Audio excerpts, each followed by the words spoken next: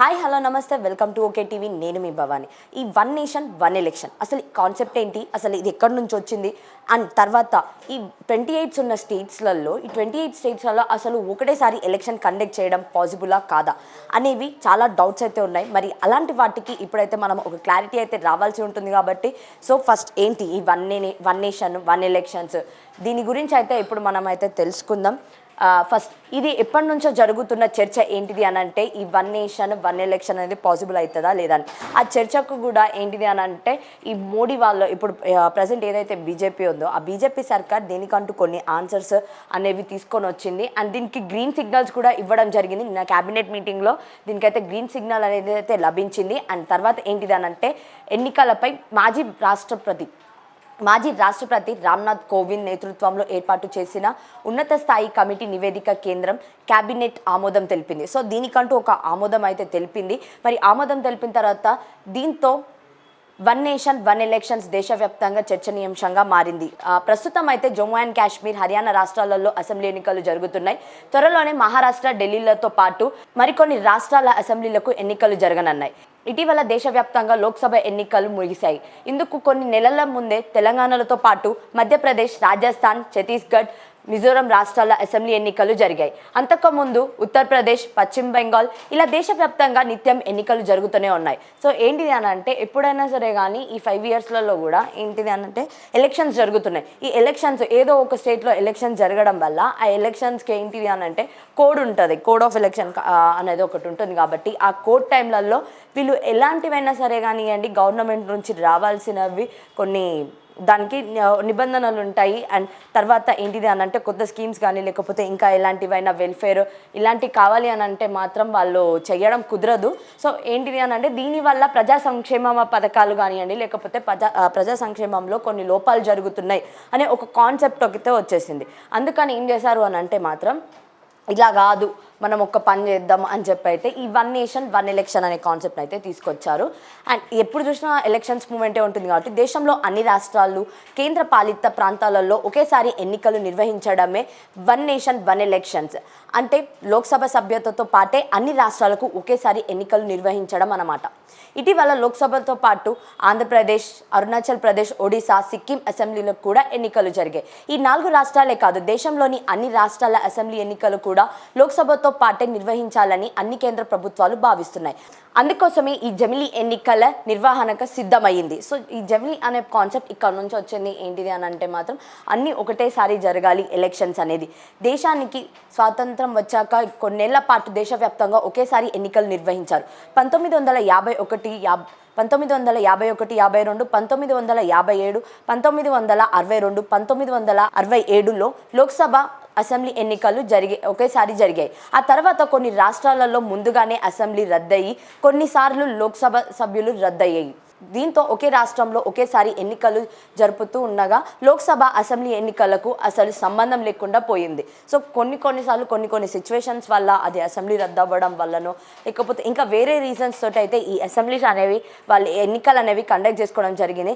దానివల్ల ఏమైందనంటే ఈ లోక్సభకు కానివ్వండి తర్వాత అసెంబ్లీలకు కానివ్వండి ఈ ఎన్నికలు జరుగుతున్న వాటికి అసలు సంబంధం లేకుండా పోయింది. కానీ ఇంతకంటే ముందు ఏంటిదనంటే అన్నీ ఒకటేసారి ఉండేవి ఎన్నికలు. వన్ నేషన్ వన్ ఎలక్షన్ అంటున్నాం కదా, ఇది పాసిబుల్ అవుతుందా లేదా అనేది అని అంటే మాత్రం దేశవ్యాప్తంగా ఒకేసారి ఎన్నికలు నిర్వహించాలన్న ఆలోచన ఇప్పటి కాదు, ఎప్పటి నుండో ఈ డిమాండ్ ఉంది. ముఖ్యంగా బీజేపీ నేతృత్వంలోని ఎన్డీఏ కూటమి ఈ ఎన్నికలపై ఎక్కువ ఆసక్తి చూపిస్తుంది. So one nation one election అనే నినాదం చాలా ఏళ్లుగా వినిపిస్తున్న గత అటల్ బిహారీ వాజ్పేయి ప్రభుత్వంలో బాగా పాపులర్ అయ్యింది. ఇప్పుడిలాగే వాజ్పేయి హయాంలో కూడా ఈ ఎన్నికల నిర్వహణపై చాలా కసరత్తు జరిగింది. సో ఏంటిది అని అంటే ప్రతిసారి ఈ ఎలక్షన్స్ ఎలా కండక్ట్ చేయాలి, అసలు పాసిబుల్ అవుతుందా అనేది ఇప్పటి నుంచి ఉన్నది కాదు అని చెప్పి అయితే వాళ్ళు క్లియర్గా చెప్తున్నారు. సో వన్ నేషన్ వన్ ఎలక్షన్స్పై ప్రతిపక్ష పార్టీలతో కూడా పలుమార్లు సంప్రదింపులు జరిపింది వాజ్పేయి ప్రభుత్వం. ఇలా ప్రయత్నాలు జరుగుతుండగానే ఎన్డీఏ ప్రభుత్వం గద్దె దిగింది. దీంతో ఈ ఎన్నికల ప్రస్తావన మరుగున పడింది. అయితే 2014లో మళ్ళీ ఎన్డీఏ అధికారంలోకి వచ్చాక వన్ నేషన్ వన్ ఎలక్షన్స్ మళ్ళీ తెరపైకి వచ్చింది. దేశవ్యాప్తంగా బీజేపీ హవా గట్టిగా ఉండడంతో ఈ ఎలక్షన్స్కు ఇదే సరైన సమయం అని మోడీ సర్కార్ భావిస్తుంది. సో ఏంటిది అని అంటే ఎప్పుడైతే వాళ్ళు వాజ్పేయి ఉన్నారో వాళ్ళ పిఎంగా ఆ టైంలలో వీళ్ళు తీసుకొచ్చారు. కానీ నెక్స్ట్ ఏంటిది అని అంటే 2014లో ఎప్పుడైతే మోడీ గారు వచ్చారో యాజ్ ఎ పిఎంగా అప్పటి నుంచి మళ్ళీ ఈ వన్ నేషన్ వన్ ఎలక్షన్ అనే కాన్సెప్ట్ మళ్ళీ తెర మీదికి రావడం జరిగింది. మరి తెర మీదికి వచ్చిన ఈ ఎలక్షన్స్ ఇప్పుడైతే మనం చూస్తున్నాం ఏంటిది అని అంటే అందరూ వన్ నేషన్ వన్ ఎలక్షన్స్ కోసం అయితే ఆమోదం తెలపడం జరిగింది. మరి నెక్స్ట్ అసలు ఈ ఆమోదం తెలిపిన తర్వాత దీన్ని ఖచ్చితంగా ప్రాసెస్ అనేది ఒక బిల్ అయితే ఖచ్చితంగా రావాల్సి ఉంటుంది. మరి దీనికోసం ఏం చేశారు అని అంటే ఆయన 2014 వచ్చిన తర్వాత ఈ కాన్సెప్ట్ మళ్ళీ ఇంకొకసారి తెర మీదకి రావడం తర్వాత నెక్స్ట్ ఏం జరిగింది అనేది అయితే చూద్దాం. వాళ్ళదే ఈ క్రమంలోనే పదే పదే వన్ నేషన్ వన్ ఎలక్షన్స్ గురించి మాట్లాడుతూ ప్రజల్లోకి బలంగా తీసుకెళ్లారు. ఆయన 2 టర్మ్స్ 5 ఇయర్స్ మొత్తం 10 ఇయర్స్ ఇలా గత 10 ఏళ్లుగా ఈ ఎలక్షన్స్కు ప్రజలకు అవగాహన కల్పించి మోడీ 3.0లోకి కీలక నిర్ణయం తీసుకున్నారు. సో మోడీ పిఎం అవ్వడం ఇది 3rd టైం. సో ఆయన ఒక నిర్ణయం అయితే తీసుకోవడం జరిగింది. మాజీ రాష్ట్రపతి రామ్నాథ్ కోవింద్ నేతృత్వంలో ఒక కమిటీ ఏర్పాటు చేసి వన్ నేషన్ వన్ ఎలక్షన్స్పై సుదీర్ఘ కసరత్తు చేశారు. ఈ రామ్నాథ్ కోవింద్ ఎవరైతే ఉన్నారో అసలు వాళ్ళేం చెప్పారు, మరి ఆయన కమిటీలో వీళ్ళు అసలు పాసిబుల్ అవుతుందా లేదా అనేది అయితే చూద్దాము. వన్ నేషన్ వన్ ఎలక్షన్ అంటే దేశవ్యాప్తంగా ఒకేసారి ఎలక్షన్స్ నిర్వహణపై సాధ్య అసాధ్యాల పరిశీలనందుకు మోడీ సర్కార్ మాజీ రాష్ట్రపతి రామ్నాథ్ కోవింద్ నేతృత్వంలో ఓ కమిటీ వేసింది. ఇందులో అధికార ప్రతిపక్ష పార్టీల నాయకులు నిపుణులకు చోటు కల్పించారు. కేంద్ర హోంమంత్రి అమిత్ షా, మాజీ మంత్రి గులాం నబీ ఆజాద్, అధీర్ రంజన్ చౌదరి, ఆర్థిక కమిషనర్ మాజీ చైర్మన్గా ఎస్క్ సింగ్, లోక్సభ భూషణ్ జనరల్ సుభాష్, తర్వాత మాజీ చీఫ్ విలియమ్స్ కమిషనర్ సంజయ్, న్యాయవాది హరీష్ ఈ కమిటీ సభ్యులుగా ఉన్నారు. సో ఇంతమంది ఈ కమిటీ సభ్యులుగా ఉండి వీళ్ళల్లో ఎవరైతే ఇంపార్టెంటో అలాంటి వాళ్ళనైతే ఇక్కడ తీసుకోవడం జరిగింది. అండ్ తర్వాత వన్ నేషన్ వన్ ఎలక్షన్స్పై సుదీర్ఘ కసరత్తు జరిపింది. 2023 సెప్టెంబర్ 1న రామ్నాథ్ కోవింద్ కమిటీని కేంద్రం ఏర్పాటు చేసింది. అప్పటి నుండి 190 రోజుల పాటు 47 రాజకీయ పార్టీలు, ప్రజలు, న్యాయ నిపుణులు సలహా సూచనలు తీసుకున్నారు. అయితే 32 రాజకీయ పార్టీలు ఈ ఎన్నికలకు మద్దతిచ్చాయి. 21,558 ప్రజల్లో 80% మంది ఈ ఎన్నికలకు మద్దతిచ్చినట్లు నివేదికలో పేర్కొన్నారు. ఇలా 7 నెలల పాటు వివిధ రాజకీయ పార్టీల ప్రజా అభిప్రాయాలు ఇవన్నీ తీసుకున్న తర్వాత వీళ్ళైతే ఇది కసరత్తు చేయడం జరిగింది.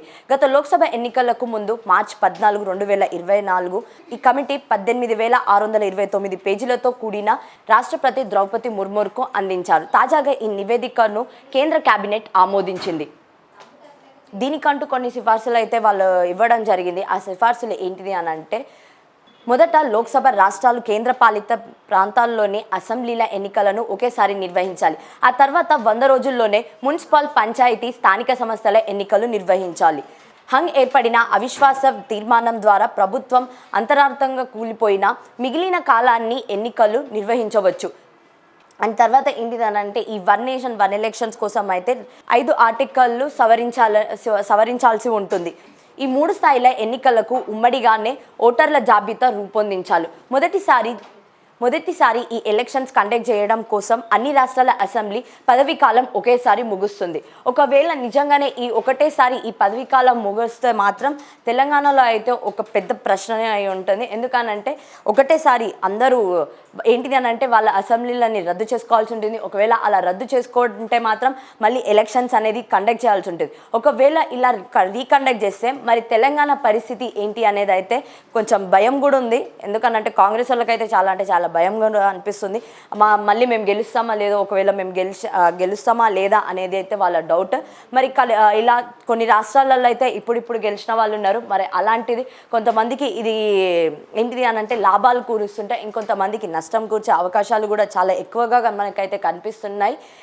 ఈ వన్ నేషన్ ఈ వన్ ఎలక్షన్స్ అనేది సాధ్యమేనా అనేది మాత్రం ప్రజల్లో పలు అనుమానాలు అయితే కలిగిస్తున్నాయి. ప్రతిపక్ష పార్టీలు కూడా ఈ ఎన్నికలను తీవ్రంగా వ్యతిరేకిస్తూ ఇది అసాధ్యం అంటున్నాయి.